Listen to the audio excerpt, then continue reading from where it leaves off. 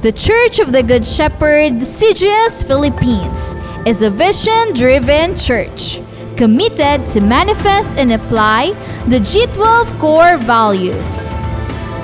I am a true disciple. Christ-likeness and multiplying ministry.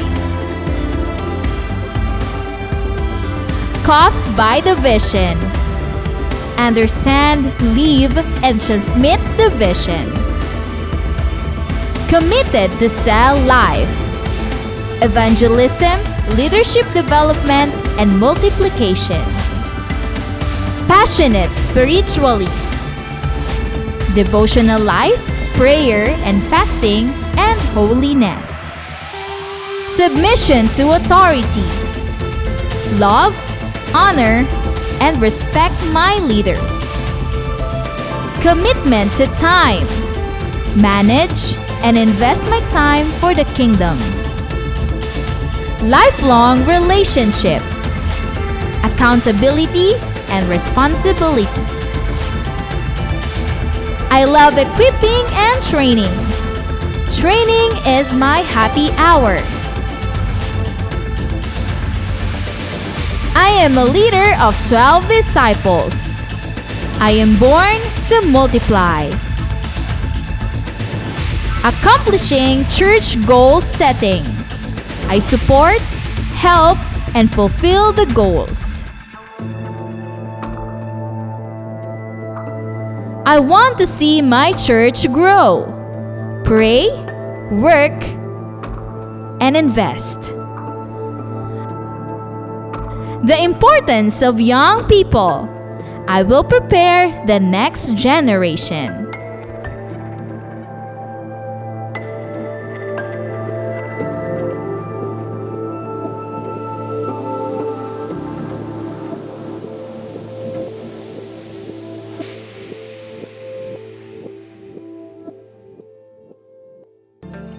We are the Church of the Good Shepherd. We are inviting you to click like, share this video, and be engaged as we share God's vision to our online community. Disciples, be present and engage in our online classes. Live class every Sunday at 3 p.m., School of Leaders 1 every Sunday at 4 p.m., School of Leaders 2 every Sunday at 5 p.m., and School of Leaders 3 every Thursday at 7 p.m. There is power when we pray. Be part in our daily prayer at home every 5 o'clock in the morning and 6 o'clock in the evening. Leaders, stay tuned to our online leaders meeting together with our beloved Pastor Rami Henares Jr. every Tuesday at 7 p.m. Let's be involved and enjoy our journey in the Lord and His vision. Thank you and God bless.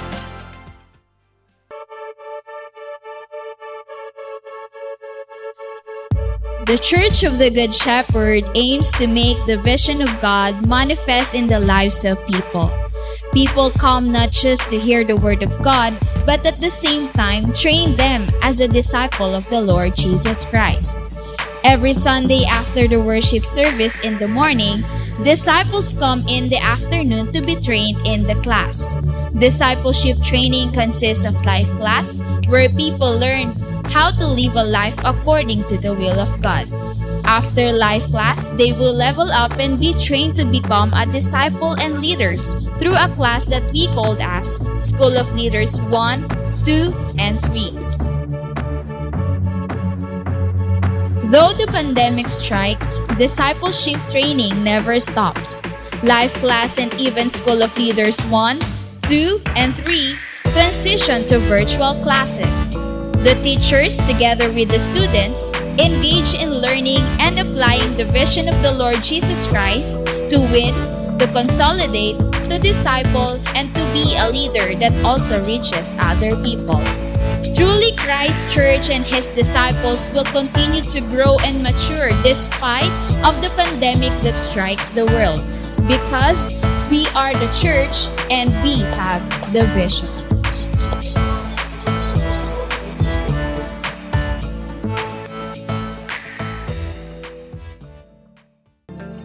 We are the Church of the Good Shepherd. We are inviting you to click like, share this video, and be engaged as we share God's vision to our online community.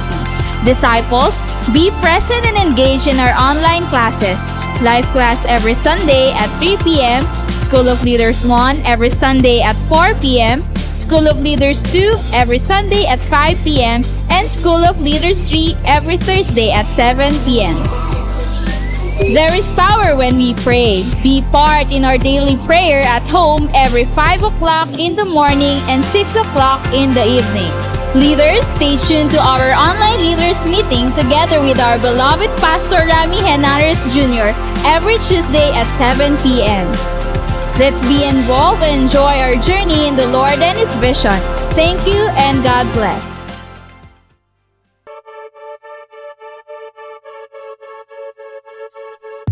The Church of the Good Shepherd aims to make the vision of God manifest in the lives of people. People come not just to hear the Word of God, but at the same time train them as a disciple of the Lord Jesus Christ. Every Sunday after the worship service in the morning, disciples come in the afternoon to be trained in the class. Discipleship training consists of life class, where people learn how to live a life according to the will of God.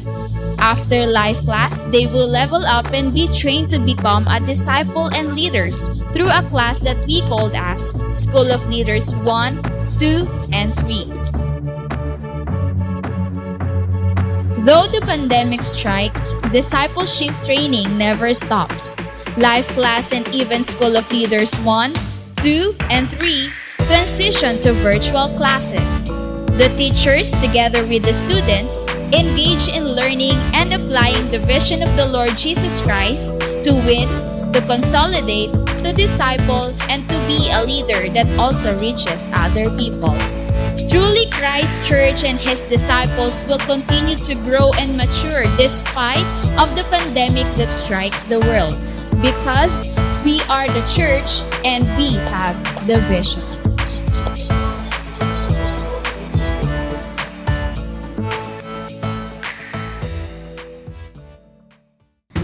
The Church of the Good Shepherd, CGS Philippines, is a vision-driven church committed to manifest and apply the G12 core values. I am a true disciple, Christ-likeness and multiplying ministry. Caught by the vision. Understand, live, and transmit the vision. Committed to sell life, evangelism, leadership development, and multiplication. Passionate spiritually, devotional life, prayer and fasting, and holiness. Submission to authority, love, honor, and respect my leaders. Commitment to time, manage, and invest my time for the kingdom. Lifelong relationship, accountability, and responsibility. I love equipping and training. Training is my happy hour. I am a leader of 12 disciples. I am born to multiply. Accomplishing church goal setting. I support, help, and fulfill the goals. I want to see my church grow. Pray, work, and invest. The importance of young people. I will prepare the next generation.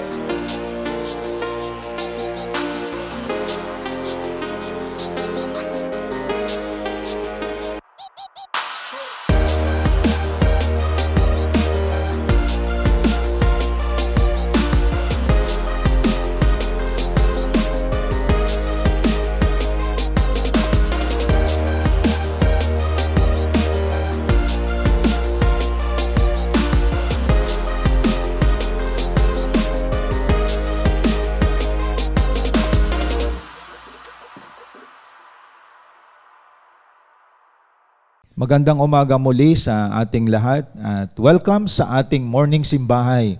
Welcome po sa lahat nating mga pastors, mga leaders, mga disciples, mga cell group members. Lahat po nating mga first-timer na kasama ngayon sa ating online platform. Welcome po sa lahat ng mga nanay at tatay at sa lahat ng mga kabataan sa kanilang mga tahanan. Ay wini-welcome po natin yung nasa Luzon, Visayas at Mindanao. At ganoon din ang ating mga kapatid na nasa labas ng bansang Pilipinas, nasa iba't ibang sulok ng bansa, ay ating wini-welcome po lahat ng kapatid natin na outside of the Philippines, mga Filipino workers, lahat na nagre-reside sa ibang bansa, ay welcome po sa lahat ng mga Filipino workers natin.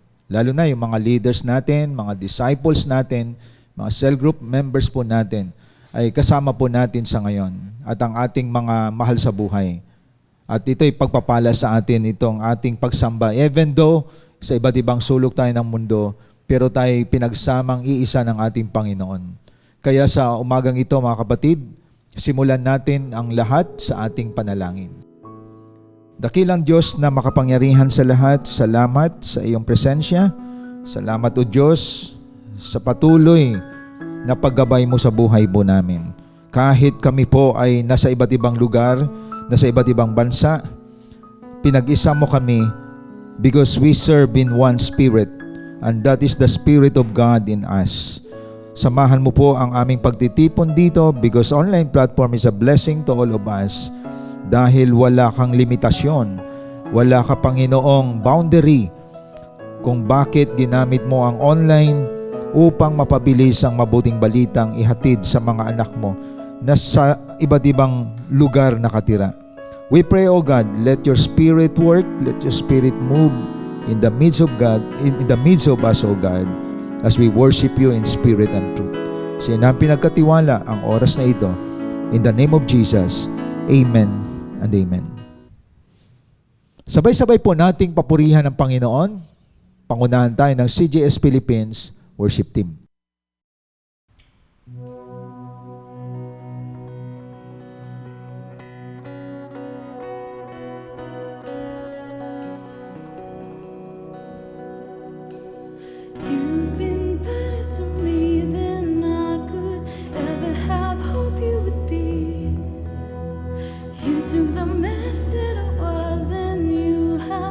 Some incredible things.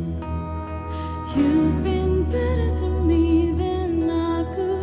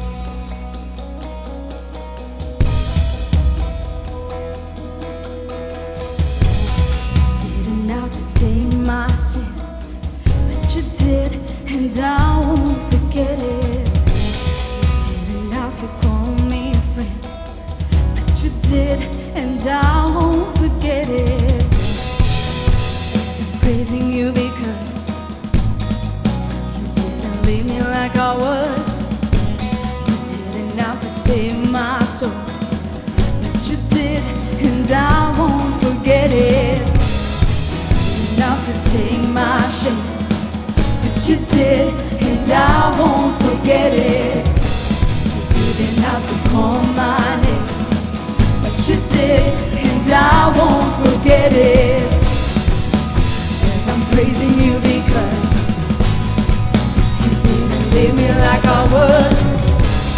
You didn't have to save my soul, but you did, and I won't forget it. You didn't have to die for me, but you did, and I won't forget it.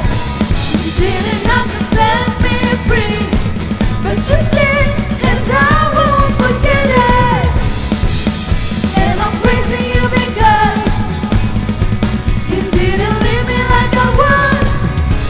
You didn't have to save my soul, but you did, and I won't forget it. And I'm praising you because And I'm praising you you because didn't leave me, no, no. you didn't leave me like I was. And I'm praising you because And I'm praising you you because didn't leave me like I you was. didn't leave me like I was. And I'm praising you because And I'm praising you you because didn't leave me like I you was. didn't leave me like I was. And I'm praising you because And I'm praising you you because didn't leave me, no. you've been just that good. You're good to me. You've been just that good, so good to me. Lord, without your love, where would I be? Lord, without your love, where would I be? Lord, without your love, where would I be? Oh my God, you sure been good to me.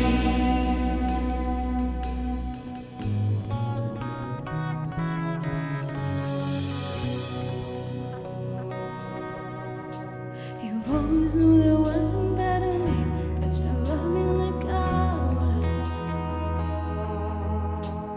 Filling up the spaces in between, you've always been enough.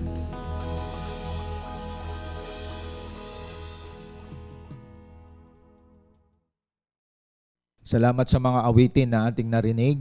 At sa oras na ito, mga kapatid, ang ating mga ballpen, ang ating mga notebook, at higit sa lahat, ang ating mga Bible, even though gadget yan or ano man, ang hawak natin, nakapokus tayo ngayon sa ating pagbigay ng honor sa Lord, hindi lang sa awitin, kundi sa pagsalusaluhan natin sa Kanyang mga salita.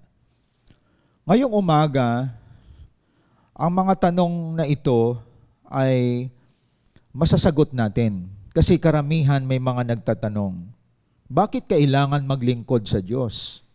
Bakit kailangan na maging committed sa Kanya? May mga tanong na ganyan at marami po ang hindi nakakaunawa sa galawan ng ating paglapit sa Lord. Ang iba nagbibigay ng konting oras, pero ang iba, kahit may pamilya, buhos ang oras. So, bakit kailangang we worship God, we honor God, we serve God, at ang iba, talagang buong buhay binibigay sa paglilingkod sa Panginoon? Bakit tinuturo na love God with all your heart, soul, mind, and strength? Ibig sabihin, wala ka ng ibang mamahaling pinakamataas kundi ang Diyos. Bakit kailangan natin gawin yon? Bakit natin siya sinasamba? Bakit ginagamit tayo? Bakit ganun yung passion natin, mga kapatid? Ngayong umaga, sasagutin niya ng ating pag-uusapan. Sinabi ni Pablo sa 1 Corinthians chapter 15, verse 10. Babasahin ko po sa Tagalog. Ngunit dahil sa kagandahang loob niya, ako'y naging isang apostol, at hindi naman nawala ng kabuluhan ang kaloob niyang ito sa akin. Katunayan, nagpagal ako ng higit kaysa ninuman sa kanila. Subalit hindi ito dahil sa sarili kong kakayahan, kundi sa dahil sa kagandahang loob ng Diyos na nasa akin. So this is the answer. 2 beses na binanggit ni Paul, kagandahang loob ng Diyos sa akin, kung bakit siya naglilingkod sa Panginoon. Sabi niya, hindi nawala ng kabuluhan ang kaloob niyang ito sa akin. Nagpagal ako ng higit kaysa sinuman sa kanila. So what's the motivation of Paul? Bakit siya handang mamatay sa paglilingkod sa Diyos? Bakit binigay niyang buhay niya sa paglilingkod sa Lord? Simple lang. It's because of the grace of God. Isi-simplified natin ngayong umaga ang salitang grace. Ang pinaka-layman's term ng grace, favor of God. That is why our theme for today is God's favor in your life.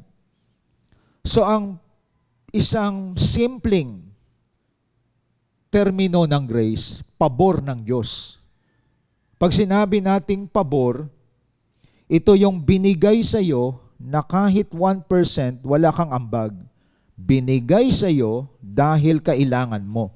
That is the grace of God. Like for example, ang grasya ng Diyos sa atin, mga kapatid, yung everyday nabubuhay tayo na hindi sa pamamagitan ng gusto natin. May nag-ooperate sa buhay natin everyday. Kaya nga, ang tawag natin, si Lord nagbibigay ng ulan sa lahat ng tao. Nagbibigay ng oxygen sa lahat ng tao.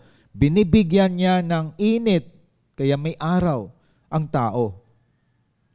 Ang tawag noon, mga kapatid, common grace. Pag sinabi common grace, makasalanan at matuwid, binibigyan ng Diyos ng hininga everyday. Ang hininga mo, nakaka-inhale, naka-exhale ka, hindi mo yan binili. Bigay ng Diyos sa iyo yan. That is common grace of God. Ang tawag noon, common favor of God. Pabor ng Diyos sa atin. Magkano ba ang isang tangke ng oxygen sa ospital?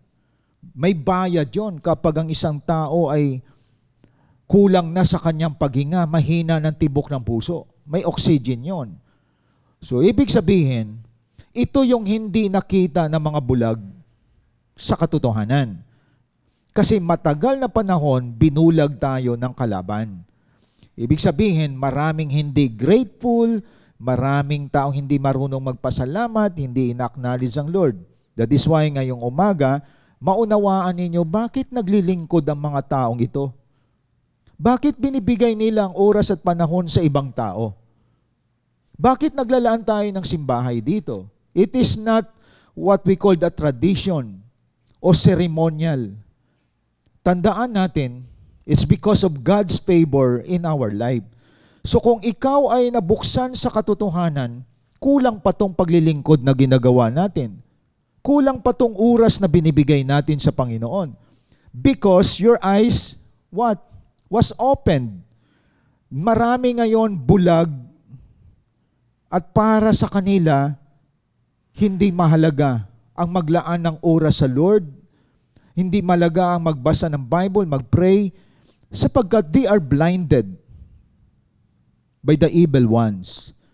Kaya po ang mga nagsiserve kay Lord, naglilingkod kay Lord, hindi maintindihan ng mga bulag, pero ikaw, naunawaan mo kasi nabuksan ka sa katotohanan. Kaya mapalad ka kung ikaw ay nabuksan sa katotohanan, hindi ka nabulag. That is why you give your time, you give your energy, you give your effort, everything. Even though you have a family, even though you have a work, ang iba nag-adjust ng work just to serve God. Because the motivation is the grace or favor of God in their lives. That is our theme for today. Ito yung sinasabi ni Pablo, dahil sa kagandahang loob niya, ako'y naging isang apostol. Pwedeng palitan mo ang apostol dito, ako'y naging cell leader. Ako'y naging musicians. Ako'y naging media team. Ako'y nagiging isang pastor. At hindi nawala ng kabuluhan ang kaloob niyang ito sa akin. Ibig sabihin, hindi naging vain ang ating paglilingkod kay Lord. Sabi nga ni Pablo, katunayan nga, nagpagal ako ng higit kaysa sinuman sa kanila. So, ibig sabihin, si Pablo, nabuksan ang isip niya. Good example si Pablo, dahil pumapatay siya dati ng mga Kristiyano. Pinipersecute niya ang mga naglilingkod sa Lord. Pero nang siya'y naka-encounter kay Jesus Christ, nabuksan siya sa katotohanan At kahit may balak na patayin siya, hindi siya mapigilan. Sabi niya nga dito, nagpagal ako ng higit kaysa sino man sa kanila. Ginawa niyo ba to? Nagpagal kayo ng higit kaysa kanino man? So yung mga tao na maraming dahilan, maraming excuse, sa ngayon, ilang beses na tumilaok ang manok, tulog pa yung iba eh. Di po ba? Ang maganda, hindi pa tumilaok ang manok, nagising ka na because you experience the grace of God in your life. Kaya sabi nga ni Pablo, hindi ito dahil sa sarili kong kakayahan, kundi dahil sa kagandahang loob ng Diyos na nasa akin. So kagandahang loob is the grace of God or favor of God.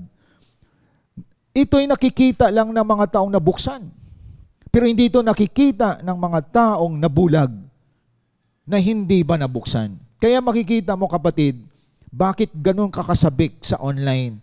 Bakit masipag ka sa pag-reach out ng tao? You win souls. Bakit nagpapadisciple ka at nagdi-disciple? Bakit ikaw ay nasa tinatawag na leader of leaders? Lahat ng galawan natin sa online platform, the motivation is you receive the favor of God in your life. And that is God's favor in your life. Kaya masasagot ang tanong, bakit kailangan ko mag-serve? Bakit kailangan ibigay ko buhay kay Lord? Kaya yung mga paunti-unti lang binibigay ang oras, paunti-unti lang na kung saan lang may sakit, lalapit kay Lord. Kung saan kinakapos sa finances, hihingi kay Lord. Kung saan may matinding problema, lalapit sa Lord. Hindi naranasan ng grace nun. Hindi naranasan ng favor nun. That is why God's favor in your life, nakikita lang to ng mga tao na nabuksan sa katotohanan. Nakita nila, wow, grabe, amazing ang God. Ako na ang pinakamakasalanan sa lahat. Ngunit may pabor siya sa akin. Pinatawad ako, nilinis ako. Ito yung ating paksa ngayon. Ngayon, 3 lang ibibigay ko sa inyo. Napakarami ng pabor ng Diyos sa atin. Yung buhay na binigay niya sa atin. Pero 3 lang ibibigay ko sa inyo mga kapatid.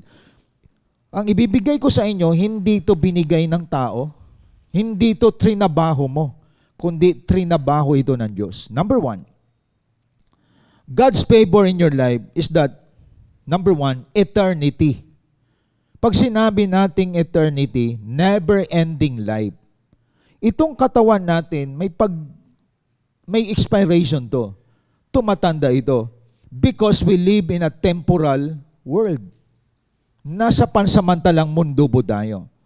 At ang mundo ngayon, makikita natin, pasira na, at ang mundo natin ngayon ay marami ng mga nangyayari dito. Kasi 2 klase ng mundo eh. The world, nag-a-address sa mga tao. So pasama ng pasama ang tao.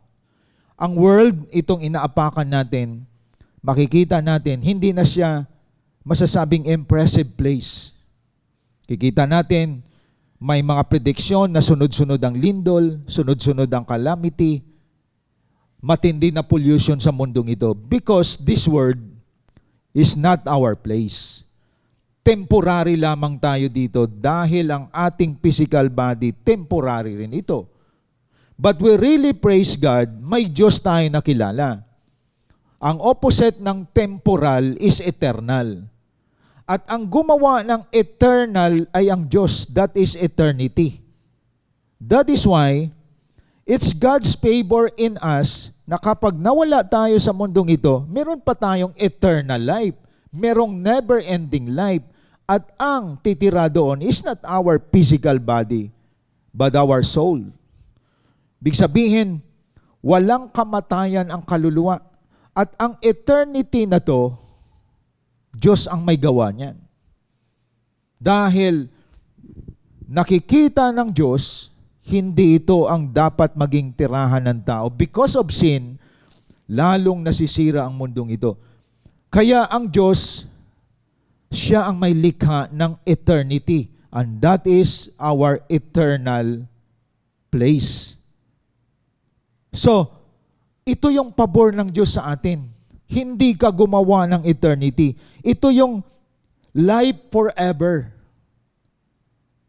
Walang tinatawag ang place na yon ay walang tinatawag na pagka-expire. Wala siyang tinatawag na boundary. Bagkus, yon ang perfect place. At yan ang tirahan natin. Kaya lang, kung tingnan po natin, hindi rin tayo makakarating doon kapag walang tayong relationship with the Lord Jesus Christ. That is why, ang pinaka-key verse ng buong Bible is John 3:16. Di po ba? Ganun na lamang pag-ibig ng Diyos sa sanlibutan. Ibinigay niya ang kanyang bugtong na anak na si Kristo Jesus upang ang sino mang sumampalataya may buhay na walang hanggan. That is eternity. Ibig sabihin, ang favor ng Diyos ay ganito.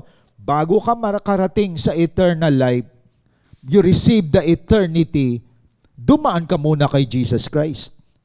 So si Jesus Christ, ang daan, ang katotohanan at ang buhay patungo sa buhay na walang hanggan. So, kung makikita natin yung favor ng Diyos, ang pag-asa pala natin hindi sa mundong ito. Ang pag-asa natin, may life after death. At yan ang nagbibigay sa atin ng motivation na we serve God, we worship Him, pinapractice mo na yung gagawin mo sa langit. At doon, wala nang problema, wala nang bayaran sa ilaw, wala nang bayaran sa tubig, walang bayaran sa bahay, wala nang iyakan doon. Dahil, yon ang tirahan ng ating Diyos na buhay. Yon ang hinihanda ng Diyos para sa atin. Kasi dalawa yan eh. Dalawa ang makikita natin kapag namatay ang tao. Kapag may Christ ka, may eternal life ka. Pag wala kang Christ, may eternal punishment ka. Ibig sabihin, may nakalaan sa mga tao na nire-reject si Christ, inaalipusta ang gawain, naglaan ng buong buhay sa mundong ito, at binahaginan siya ng mabuting balita, pinagtawanan niya yung nagbahagi. Ibig sabihin, hindi niya kinikilala si Kristo bilang tagapagligtas, kaya mapapahamak siya. Saan siya pupunta? Sa eternal punishment. At yung tinatawag nating impyerno. Itong eternity na tinutukoy ko, eternal life ito. Ito yung langit. And that is God's favor in us. Biro mo, hindi tayo karapat-dapat pumunta sa eternal life. Hindi tayo karapat-dapat pumunta sa langit. Lahat tayo deserve mapa-impyerno. Ikaw at ako deserve magpa-impyerno sa ugali natin sa mundong ito. Pero dahil sa pabor ng Diyos sa atin, binigay niya si Jesus Christ na ang sino mang sumampalataya may buhay na walang hanggan. And that is God's favor in us. Hindi mo pinaghirapan yun. Hindi mo ginastusan yun. All you need to do, you put your trust in the Lord Jesus Christ. Kaya nga tandaan natin, paano ka nakakatiyak na meron ka ng eternity, which is eternal life? Meron kang tinatawag na buhay na walang hanggan ayon sa John 3:16. Alam mo, ang tao na merong eternity, madali namang ma-identify eh. Nagsisisi sa kanyang kasalanan. Hinihingi ang kapatawaran ng Diyos sa buhay niya. Ibig sabihin, malalaman mo ng taong ito papunta sa eternal life, lugar na wala ng sakit, lugar na wala ng kasalanan, lugar na wala ng problema, lugar na kung saan wala ng iyak. Bakit makakarating ang taong ito? Nagsisisi siya sa kanyang kasalanan. Ang pagsisisi sa kasalanan, inaamin mong nagkasala ka, nagkasala ako. That is repentance. At hinihingi niya ang forgiveness ng Diyos. Ibig sabihin, yung eternity na ito, yung favor ng Lord sa atin, ang tanging part natin, we ask forgiveness to God. We repent of our sins, mga kapatid. At ang gagawin naman ni Jesus Christ, nasa Kanya lahat. Jesus alone can give us a sanctified life, a holy life, a forgiving life, isang buhay na binanal. Kaya ikaw at ako, pinatawad, binanal dahil kay Kristo, Ginawa tayong righteous ng Diyos dahil kay Jesus Christ. Kaya ang may kaugnayan kay Kristo lamang ang makakarating sa eternity. And that is God's favor. Hindi mo yan pinaghirapan. Binigay sa iyo yan. Ang isang example ko dito, pag pumunta kami ng mag-asawa sa aking magulang, may dadaanan kaming subdivision na hindi lahat pwedeng dumaan doon kung walang sticker. Yun na yung pinakamalapit na pumunta sa aming parents o sa kapatid ko. Pero pag dumaan yung aming sasakyan doon, wala kaming sticker, binubuksan. And that is God's favor. That is, kung makikita mo, that is the favor of man. Pinaburan kami ng mga guard. Pag dumaan kami doon, kilala nila yung sasakyan namin, binubuksan. Even though wala kaming sticker. May dahilan nun, bakit kami binubuksan. Ganon din, bakit makakapasok ka sa langit? It's because of the name of the Lord Jesus Christ. Your relationship with the Lord Jesus Christ. Pag pumasok kami sa subdivision, magme-mention lang kami ng pangalan ng isang tao, bubuksan na. Sa time natin, ganito yan. Ang favor, hindi mo pinaghirapan. Makakapasok ka sa langit. Anong dadalhin mong pangalan? The name of the Lord Jesus Christ. And that is God's favor. Makakarating ka sa langit, hindi dahil mabuti ka, mabait ang tao, mayaman ka, o kaya mahirap ka. Hindi titingnan ng Diyos yun. Ang titingnan ng Diyos, may Jesus Christ ito. Hindi sa pangalan ng relihiyon mo. Kahit lahat ng reliyon, akapin mo, Buddhist, Catholic, Mormons, lahat na. Hindi pa rin tayo makakapasok sa langit. It's our relationship with the Lord Jesus Christ. Because the honor of eternal life is God. And God is the one who made eternal life. Siya nagbigay ng eternal life.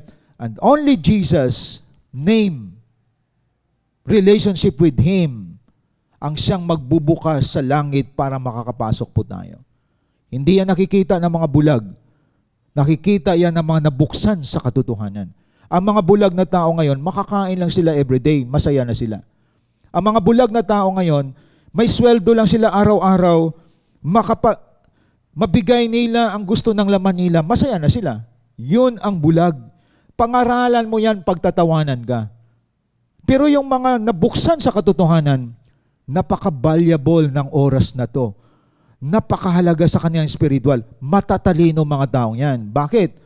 Pinaghahandaan na nila ang buhay sa kabila. Ang mga taong mangmang, mga bulag, mga wicked, dito lang yan ang utak nila.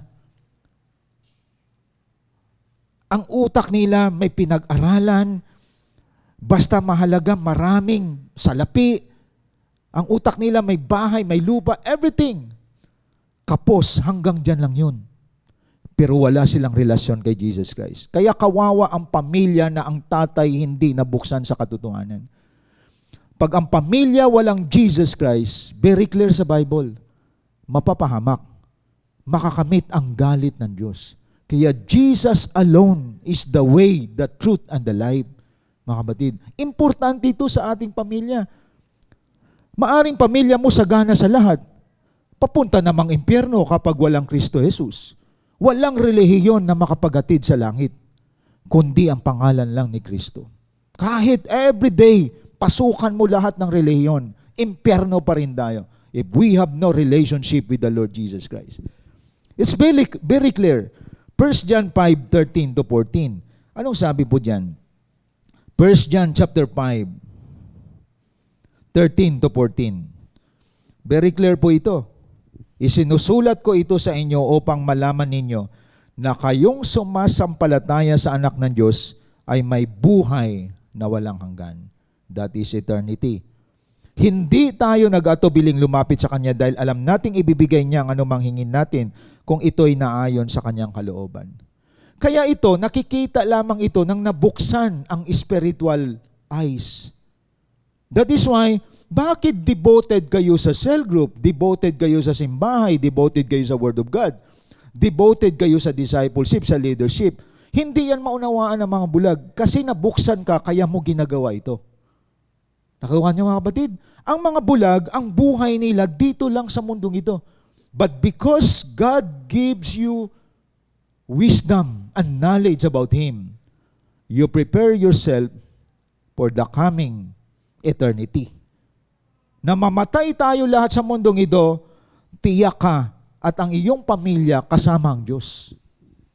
Ang pinakakawawang tao na nabubuhay sa mundong ito, nabubuhay siya sa temporal things. Pagkain, pera, kaligayahan ng mundo, pleasure sa mundo. Pero takot siya kapag nawala sa mundong ito. Gumagawa ng tao ng paraan, gumagastos ng lahat ng paraan na hindi mamatay. Kahit anong gawin natin mga kapatid, lahat tayo may hangganan because we live in a temporal world. But we really praise God because of God's favor. He prepares us an eternal life. And that is God's favor in us. Pabor yun ng Diyos. Kaya ngayon pa lang, excited ka sa coming eternity. You are not afraid to die. Ang pinakakinatakutan ng lahat ng tao, kamatayan. Because they don't know kung saan sila pupunta. Pero ang taong matalino, excited na dumating sa kanya ang panahon na yun. Because if there is eternity, you feel security. Tandaan natin yun. If you have no knowledge of God, takot ka. Tandaan natin, ang outcome ng eternity, sigurado ka, secured ka. You have the security in your life.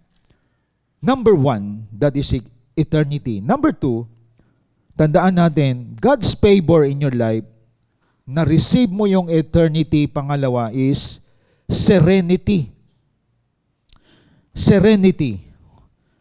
Ang sabi sa John 14 verses 1 and 2, tingnan po natin.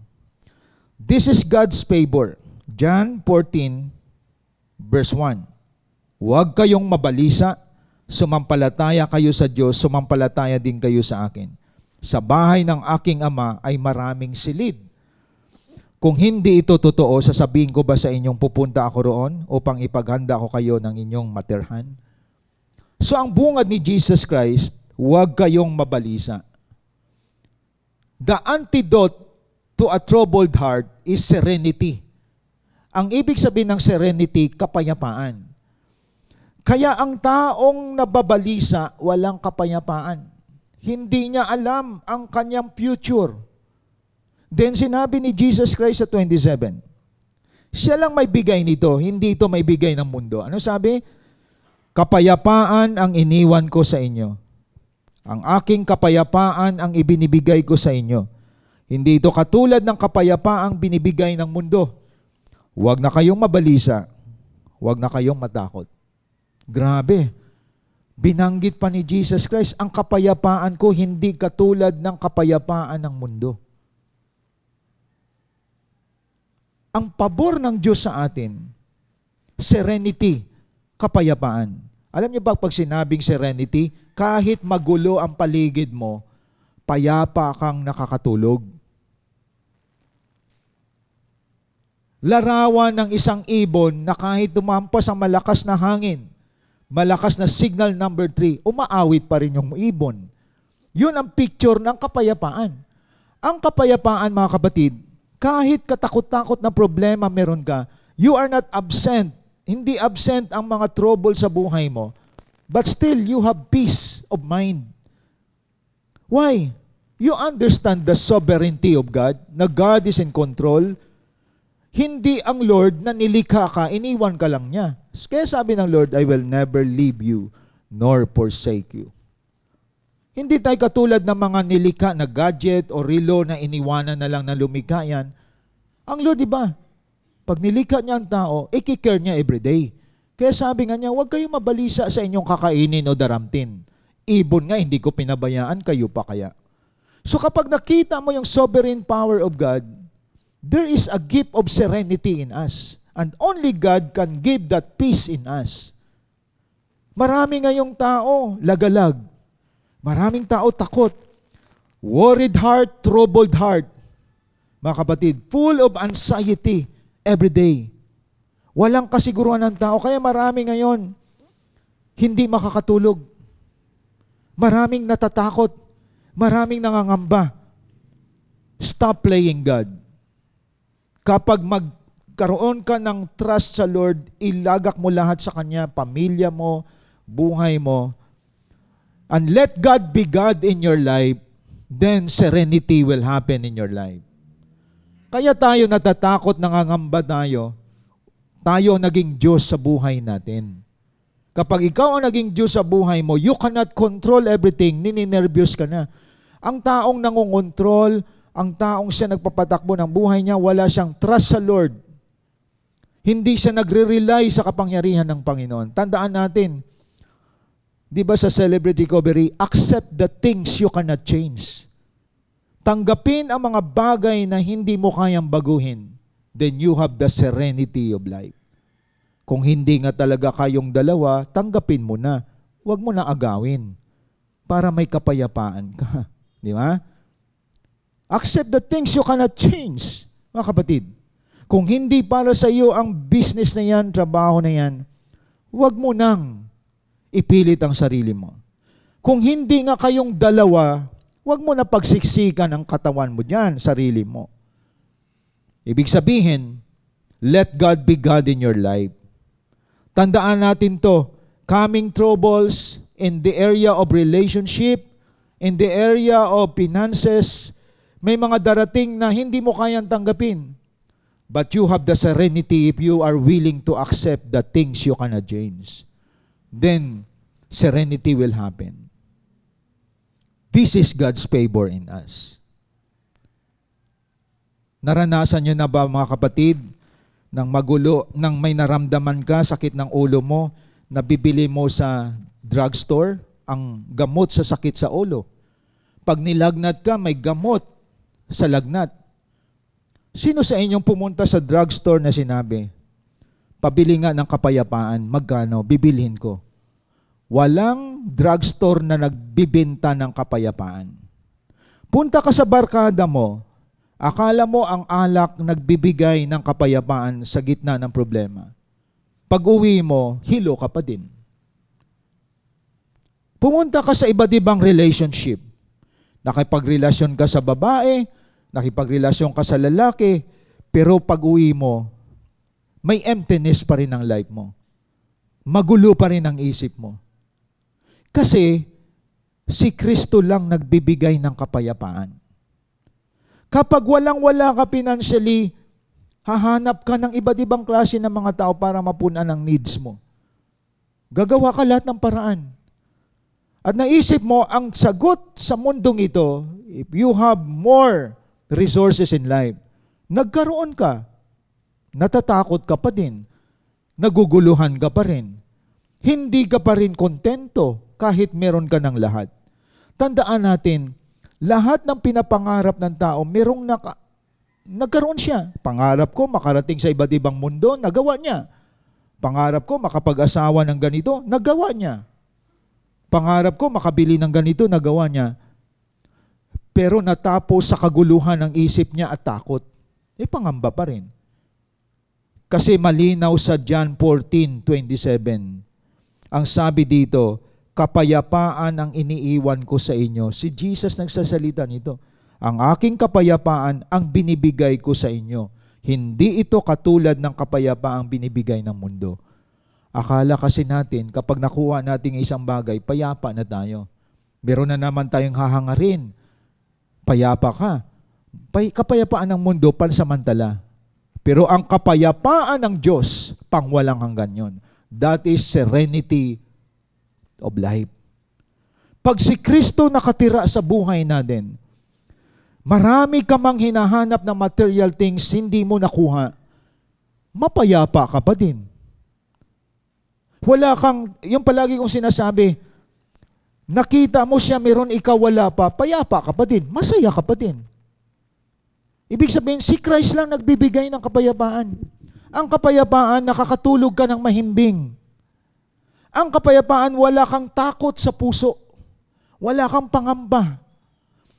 Ang kapayapaan, malaya ka sa anumang mga pagkabalisa. Wala kang kabalisahan. Hindi ka nag-alala kung may makain ka o wala sa araw na to. Hindi ka nag-alala kapag naubusan ka. Hindi ka nag-alala na marami kang bayarin.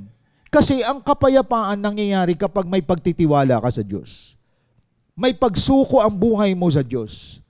And let God be the driver of your life, not you are the one who drive. Lord, nire-rely ko sa iyong lahat, nagtitiwala ako sa iyo. Ibig sabihin, you bow down everything to God. You surrender everything to God. At doon mo mararanasan, mga kapatid, napakagaling ng Diyos natin. And that is the gift of God. Sa time natin ngayon, hindi lahat ng tao may kapayapaan. Everyday, marami nininervyos, natatakot, nangangamba, nag-alala kapag paubos na ang kanyang finances. Nag-alala na kasi dinidiyos nila ang finances. Ang iba natatakot magutom. Maraming takot. Ang iba natatakot hiwalayan ang asawa. Maraming mga fear sa buhay natin. Ang iba natatakot magkasakit. At lalong ang iba natatakot mamatay. Maraming fear of the unknown tayo. But if you have Christ in your life, mapalad ka. You have peace in your heart. No matter what happens, natatanggap mo lahat ng yan. Kahit may mga troubled life ka, still, ang kapayapaan na sa iyo. So ang taong may kapayapaan, walang kabalisahan yan. Walang pag-alala. Walang pag-aalinlangan. Walang confusion sa kanya. Sapagkat ang honor ng kapayapaan nakatira sa kanyang buhay. Inside and out. And that is God's favor. Tandaan niyo to. Ang favor ng Diyos, hindi yung you have millions of pesos in life. The favor of God is you have the peace from the Lord Jesus Christ. You have the serenity of life. Mga kapatid, you live a simple life, but still you are peaceful. Kaya tandaan natin, hindi nagbibigay ng kapayapaan na you accumulate everything. Meron nga 20 ang sasakyan. Milyones ang pera. Pero natatakot mamatay. Dahil walang Diyos ang buhay. Hindi nagbibigay ng kapayapaan ng properties. Mga temporal things sa mundong ito. What shall a profit a man if he shall gain the whole world and lost his own soul? Binanggit yan sa Mark. Anong pakinabang ng tao na sa kanyang lahat, ngunit mapapahamak naman ang kanyang kaluluwa? Ibig sabihin, hindi yan nag-i-extend ng life ang mga bagay na meron tayo. Still, God is the final decision of our life. Kaya paggising mo sa umaga, magpasalamat ka sa Diyos dahil another favor of God yon. Pasalamat tayo sa Lord na nakapag-worship pa rin tayo sa Kanya. Sa mga lugar may mga persecution, may patayan, but still God protect you, preserve you, and God provide your needs. Ang iba hindi nagpapasalamat. Bottom line nun, bulag eh. Pero kapag ikaw ay nabuksan, small things lang, you say, thank you Lord. Thank you Lord. Small things sa buhay mo, you say, I'm grateful to you Lord. Nagpapasalamat ka palagi sa Panginoon. And that is because your eyes was opened and you are amazed of God's grace in your life. Kaya ka nagpapagal ngayon sa paglilingkod kay Lord, nakita mo ang pabor ng Diyos sa buhay mo. Kaya ka nagpapadisciple, kaya ka nag-undergo ng leadership training because of the favor of God. That is your motivation. Kaya mali yung utak ng iba. Discipleship, voluntary yan. Maglingkod kay Lord. Mga walang magawa sa buhay yan. Yan ang salita ng mga taong bulag. Yung focus nila kasi mga pansamantalang bagay. Kasiyahan ng laman. Kaya tandaan ninyo mga kapatid, those who serve God with all their soul, heart, mind, those who really love God, committed to God together with their family, ito yung mga taong nabuksan sa katotohanan. Namulat sa katotohanan. At sinasabi nila, kulang pa itong ginagawa namin sa Lord, together with my family. Because we are the recipient of God's favor. Number 3, tandaan natin to mga kapatid. So nakita natin, maraming favor si Lord sa atin, pero yung hindi mo kayang gawin, binigay ni Lord yan. At kailangan mo yan. Kailangan mo ng eternity, kailangan mo ng serenity. Ang hirap kaya nabubuhay ka araw-araw may takot, may pangamba, may pag-alala. Sayang ang buhay, hindi ka masaya. Di po ba? You exist, but you don't treasure or you don't see the goodness of God in your life. Sayang. Kaya ang sarap mabuhay na you live a simple life but you have the serenity of life. Naglalakad ka sa kalye na wala kang kinatakutan. Na baga ma-hold up ka kasi wala naman silang ma-hold up sa iyo. Di ba ba? Makidnap ka. Ano ikikidnap nila sa iyo? Wala kang kinatakutan. Wala kang maraming guard. Walang maraming nagbabantay sa iyo. Kasi you are guarded by the presence of God in your life. You are protected by God in your life. Ganon katindi ang grace ng Lord sa buhay natin. Kaya makikita ninyo, maintindihan ninyo ngayon bakit ganon ang drive natin in serving the Lord, mapa face-to-face man yan o mapa online. The third, the last, God's favor in your life is prosperity. Alam ninyo, the opposite of prosperity is poverty. Tandaan po natin, anong gusto nyo sa buhay? Prosperity o poverty? Yung naghihirap ka, kapos ka, at pagkatapos salat ka. Alam ninyo, ang cause ng poverty is laziness and sin. Ang dahilan bakit ang tao kinakapos, kinukulang, because of katamaran o kasalanan. Lahat tayo naranasan nating maghikahos. Pero nang si Jesus Christ na sa atin, nilevel up tayo ng Panginoon. Because even we are in temporal world, but God is the one who controls everything. Hindi aalaw ni Lord na for the rest of your life, you are in the midst of poverty. Nais ng Diyos na pagpalain ka niya. Si Pablo napakabalanse. Philippians 4:11-13. Tingnan po natin sabi ni Pablo. Verse 11 to 13. Tingnan niyo po si Pablo. Hindi ko sinasabi ito dahil sa kayo'y pinaghanapan ko ng tulong. Natutunan kong masyahan maging anuman ang aking kalagayan. Naranasan ko na ang maghikahos. Naranasan ko rin ang managana. Natutunan kong sikreto kung paano masyahan sa anumang kalagayan sa buhay. Ang mabusog, ang magutom, ang managana o ang maghirap. Lahat ng ito'y magagawa ko dahil sa lakas na kaloob sa akin ni Kristo. Tingnan ninyo mga kapatid. Ito yung buhay. Sabi ni Pablo, naranasan ko maghikahos. Naranasan ko maghirap. Naranasan kong magutom at mabusog. Naranasan ko rin ang managana. But all things, lahat ng ito, I can do all things through Christ who strengthens me. That's a balanced life. Ang mundong ito, tandaan po natin, nagmamature ka sa panahon ng kahirapan. At lalo kang nagiging generous sa panahon ng kasaganaan. Ibig sabihin, ang Diyos, layunin niya na pinagpapala niya ang kanyang mga anak. And that is God's favor in us. Ibig sabihin, hindi naman i-allow ni Lord na isinilang ka na nasa poverty level, namatay ka, nasa poverty level ka pa din. Layunin ng Lord na maranasan mo rin ang kasaganaan ng buhay. At ganito nangyari kay Pablo. So ibig sabihin, that is God's favor. Kung masagana buhay mo, pabor ng Diyos yan. Yan ay isang pagpapala ng Panginoon.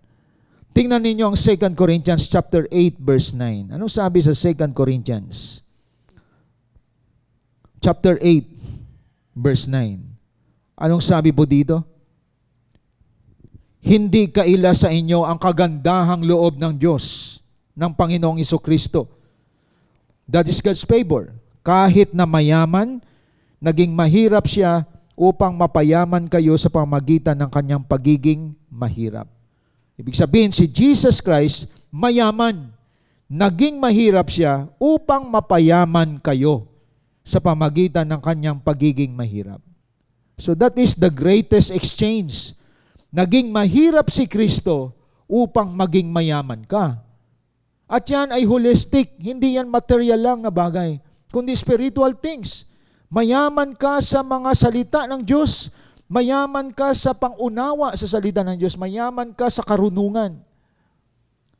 Ibig sabihin, ang Lord, pag nagbigay siya ng yaman, spiritual and material, ibig sabihin, sagana ngayon ang salita ng Diyos na dapat nating gawin. Kaya tingnan nyo pa ang salita ng Diyos pamuhay mo. Naging mayaman ka.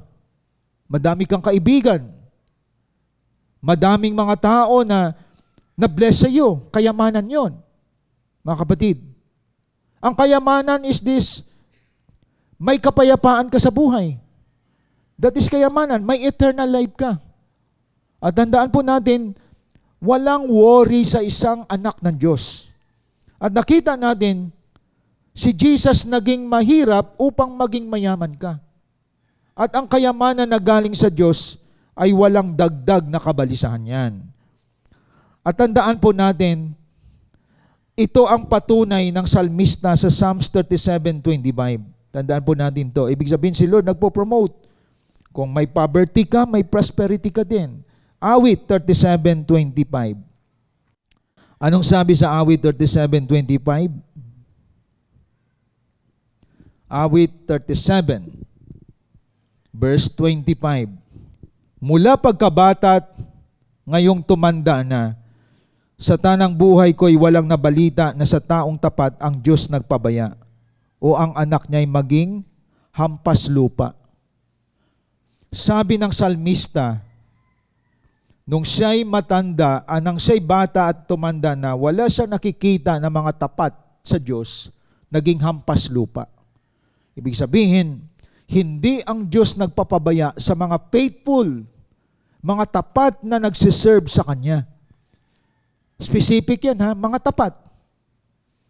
Ibig sabihin, sa kabila ng kanilang persecution, kahirapan, hindi sila bumitaw sa Lord. Mga tapat sa Diyos.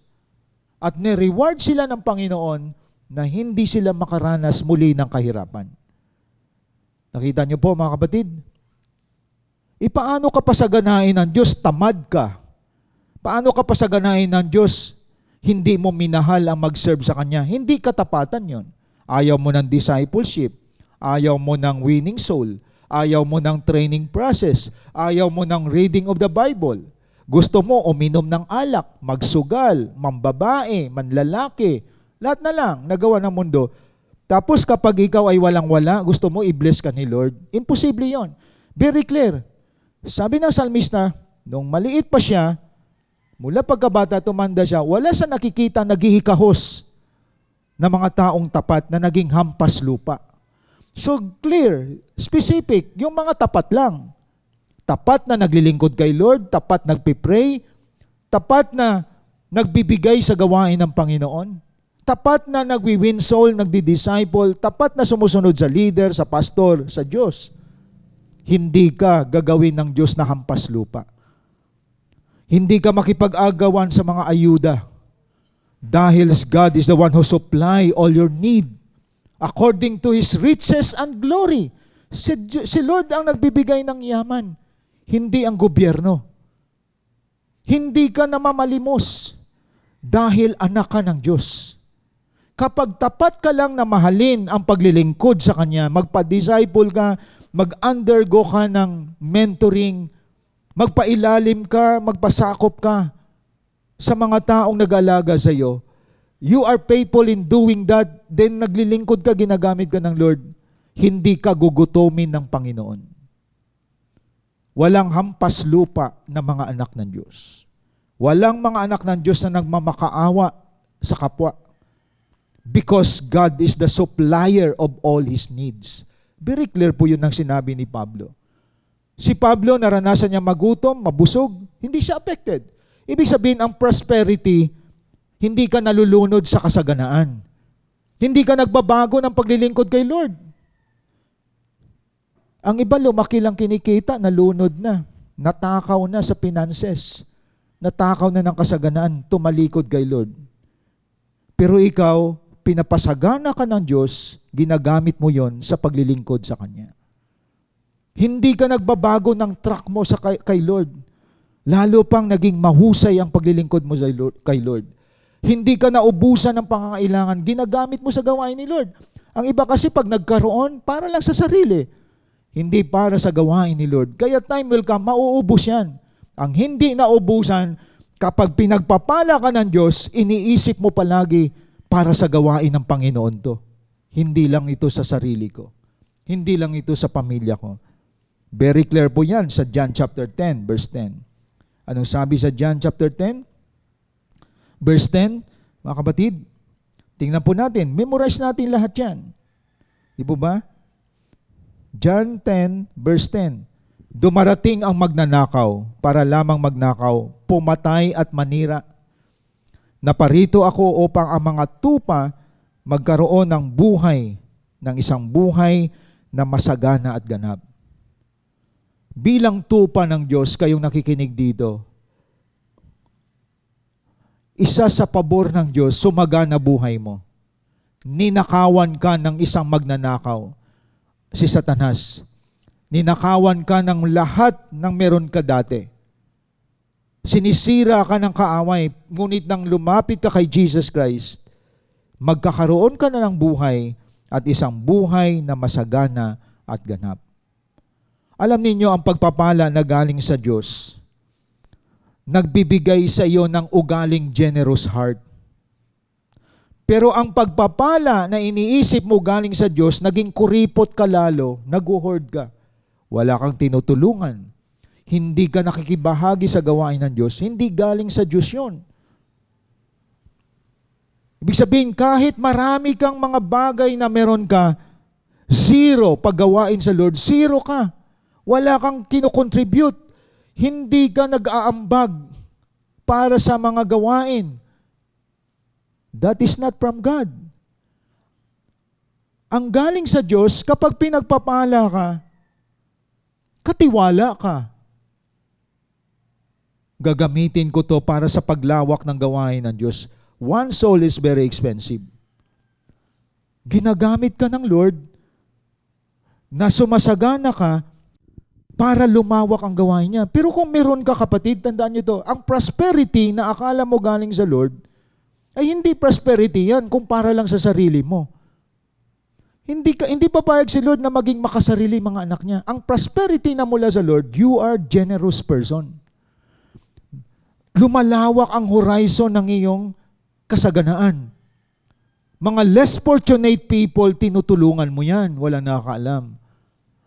Ang mga magulang mo, kamag-anak mo na walang-wala, tumutulong ka. Binibless mo yung leader mo. Binabalik mo yung para sa Panginoon. Pero hindi galing sa Diyos yan na meron ka para lang lahat sa sarili mo. It's not from God. Because God is a generous God. Kaya kapag may espiritu ka ng Diyos, you are also generous. Lord, katiwala ako, gagamitin ko to sa iyong gawain. Para sa iyo, Lord, para sa leader ko, para sa ministry. Thank you, Lord, para sa family ko. Nilalagay mo sa huli sarili mo because you receive God's favor in your life.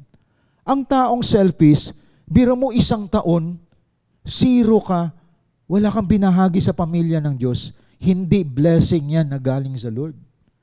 Tandaan natin, ang blessing na galing sa Lord, nagbabago ng iyong pagkatao. Na dati, hoarder ka, selfish ka, ngayon generous ka na. Sino nagbigay niyan? Diyos.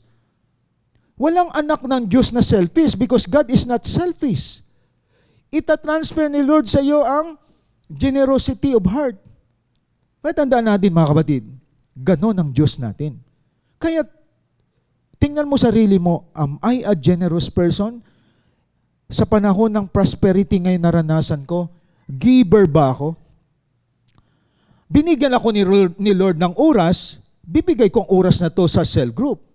Binigyan ako ni Lord ng kalusugan, ang kalusugang ito gagamitin ko sa pag-abot ng tao. Holistic yan. Binigyan ako ni Lord ng pananalapi, babahaginan ko ang mga nangangailangan. May bahagi dito ang gawain ng Lord. So everything you have, you accumulate, may karunungan ka, ginagamit mong karunungan mong yan para sa Lord. Pero yung ikaw, huwag mo sabihin pagpapala yan, matalino ka, may skills ka, kumikita ka ng malaki, pero wala kang binabahagi sa gawain ni Lord. Ang talino mo, ang galing mo, lumaki ng kinikita mo, pero wala kang binabahagi. It's not from God. Ang galing sa Lord, lumalawak yung horizon ng skills mo, binibigay mo ang galing mo, ang husay mo, talino mo, oras mo, resources sa gawain ng Lord. Kaya hindi ka maubusan. Tandaan natin, ang prosperity na galing sa Lord, generous person. Ang prosperity na hindi galing sa Lord, stingy, kuripot, tikom ang kamay, hoarder. Identify yourself kung saan ka ron. Kaya naway sa umagang ito, nakita natin, that is why we serve God because of His favor. Eternity, serenity, and prosperity. Sa ating pagtatapos, a person whose eyes are open from spiritual blindness will never allow himself not to be committed in serving the Lord for his entire life as recipient of God's favor. Glory to God. Ang motivation natin, grabe pabor ni Lord sa buhay ko. Ang tindi ng grace ni Lord sa buhay ko. Yung ginagawa ko ngayon sa pagsiserve sa Kanya, kulang ito. At salamat, isa ikaw, sa nabuksan, mula sa pagiging bulag, nakakita ka na. That is why we serve God. Hindi lahat nakakita. Marami pang bulag until now, and we will pray for that, na maraming tao mabuksan. That's why we reach out people. Bago tayo mag-closing prayer, ating sabayan at damhin ang awiting ito, dadalhin sa atin ng CGS Philippines Worship Team.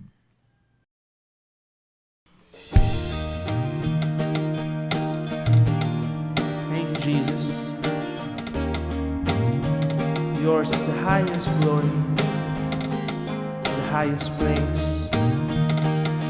This is our tribute and offering to you. Hallelujah. How can I say thanks for the things you have done for me? Things so undeserved, yet you gave to prove your love for me.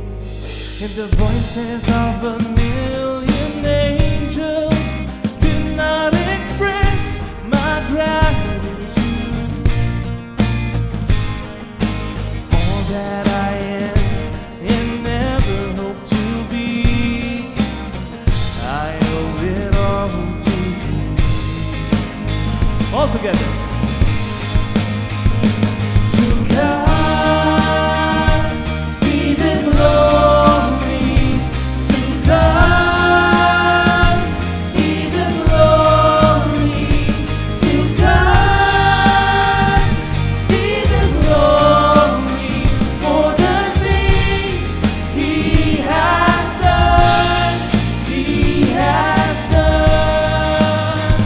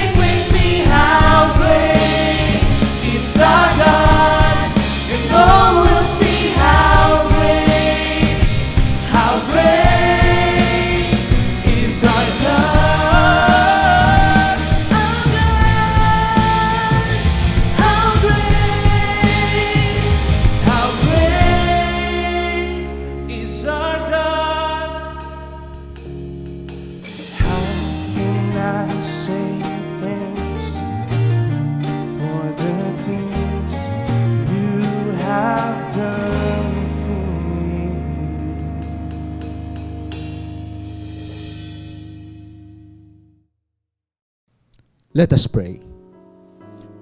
Maraming salamat, O Diyos, sa pabor mo. Salamat sa iyong grace. All of us are undeserved. Hindi kami karapat-dapat, but we receive your favor. That is why, O God, kulang pa tong ginagawa naming pagsiserve sa iyo. Wala kaming dahilan magreklamo, magdahilan. Bagkus, Panginoon, isa kami sa nakatanggap ng iyong pabor. This is the reason why ang mga anak mo na nabuksan ang mga mata sa katotohanan ay unstoppable sa paglilingkod despite of problems, persecution, despite of kakulangan, despite of sicknesses na naranasan ng marami. Marami pa rin, O Diyos, ang hindi sumusuko sapagkat nabuksan kami ang pabor mo ay hindi namin kayang tumbasan ng anumang meron kami.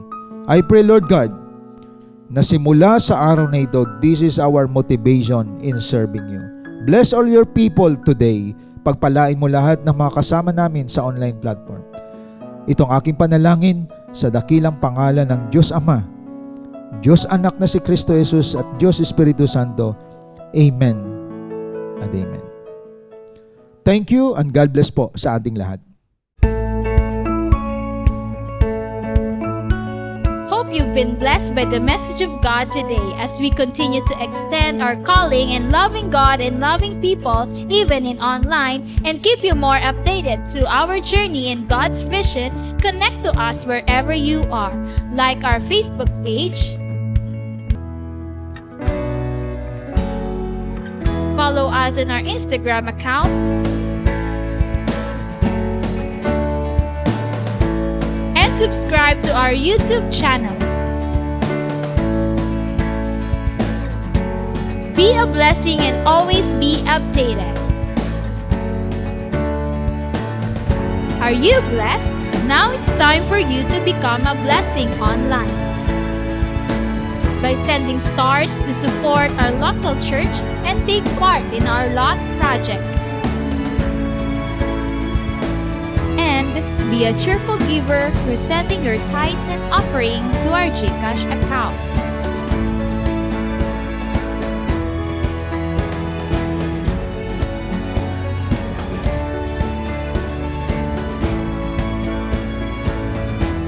See you on our next online worship.